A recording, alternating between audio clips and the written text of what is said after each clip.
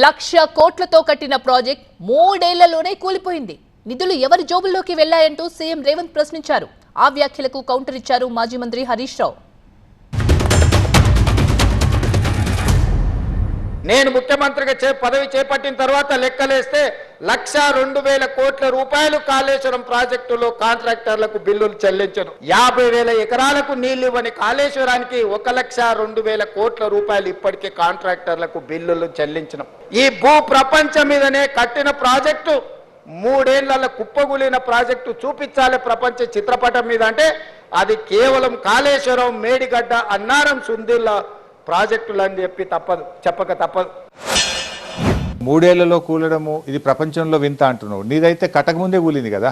నీ SLBC project, నీ project పూర్తి కాకముందే కుప్పగూలింది ఎస్ఎల్బీసీ ప్రాజెక్టు. అయినా కాళేశ్వరం ప్రాజెక్టు కూలలే. నీ మైండ్లో, నీ మెదడులో ఒక తేడా వచ్చింది. ఎందుకంటే కాళేశ్వరంలో ఇవాళ పోయింది కేవలం 2 పిల్లర్లు మాత్రమే కుంగినవి.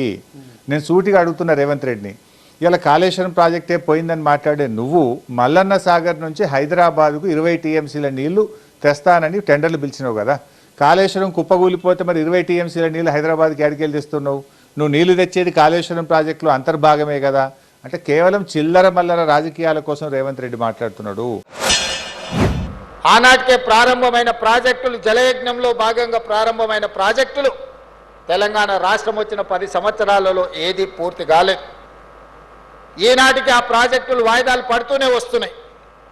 2,00,000 కోట్ల రూపాయలు ఖర్చు అయిపోయిన నీళ్లు, ఈ నిధులు వరదలాగా నీళ్ళలాగా పారినాయి. మరి ఆ నిధులు ఎవరి జేబుల్లోకి వెళ్ళినాయో ఈరోజు మీరు ఆలోచన చేయండి. సవాల్ విసురుతున్నా, ఇరిగేషన్ శాఖలో మేము ఉద్యోగాలు ఇచ్చుంటే రేవంత్ రెడ్డి రాజీనామా చేస్తాడా? వందలాది వేలాది మంది ఉద్యోగాలను ఇరిగేషన్ శాఖలో నియామకం చేశాము. నా చేతుల మీదుగానే జలసౌధలో ఉద్యోగులకు సర్టిఫికెట్లు, అపాయింట్మెంట్ ఆర్డర్లు కూడా నేనే ఇవ్వడం జరిగింది. అంటే రేవంత్ రెడ్డి పచ్చి అబద్ధాలు మాట్లాడతాడు అనడానికి ఇంతకంటే సాక్ష్యం ఇంకోటి ఉదాహరణ లేదు. నిధులు ఏరులై పారడం కాదు, నీళ్లు గలగలా పారినాయి తెలంగాణ భూభాగంలో.